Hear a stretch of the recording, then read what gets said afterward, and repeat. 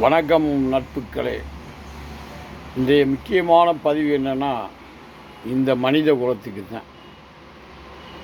மனித குலம் எங்கேயோ போய்கிட்டு இருக்கு, சாவை நோக்கி போகிறது.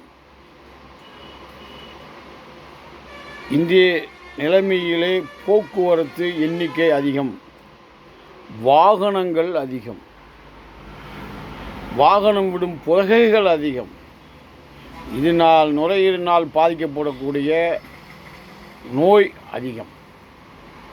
இந்த வாகனம் அதிகம், மக்கள் தொகை அதிகம், மதுவும் அதிகம். மது அதிகமானதால் வாகனத்தை ஓட்டிக்கொண்டு விபத்தை உள்ளாக்கக்கூடிய மனிதர்கள் அதிகம். வாகனத்தை தாறுமாறாக ஓட்டி விபத்துக்குள்ளாக்குவது அதிகம். சொன்னால் யாரும் கேட்க மாட்டான். இப்போ மது குடிச்சிருந்தா கூட ஓய்வு எடுத்துட்டு மறுநாள் காலையில் போக வேண்டியதானே.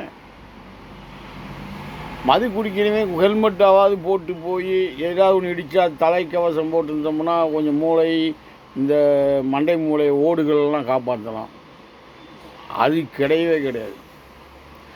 ஆனால் இந்த மதுவை உற்பத்தி செய்வது அரசு, இந்த மதுவை விற்பனை செய்வதும் அரசு. மதுவினால் வரும் பாதிப்புகளை கவனத்தில் கொள்ள வேண்டும் அரசு.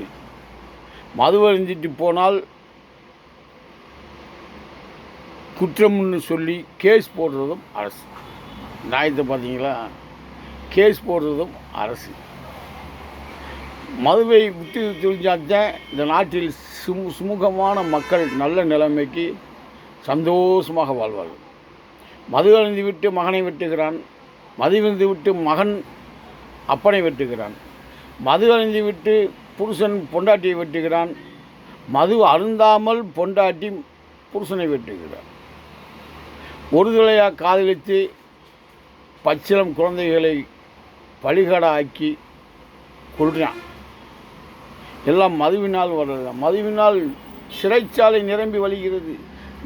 மதுவினால் குற்றங்கள் அதிகரிக்கப்பட்டு சிறைச்சாலையினுடைய எண்ணிக்கை அதிகமாகிக் கொண்டே போகிறது. நாடு எங்கே போய்கொண்டிருக்கிறது என்ற தலைப்பில் பேசி மதுவை தவிர்ப்போம், மரணத்தை வெல்லுவோம், நல்ல வாழ்க்கை வாழ்வோம் நட்புகளே. வணக்கம்.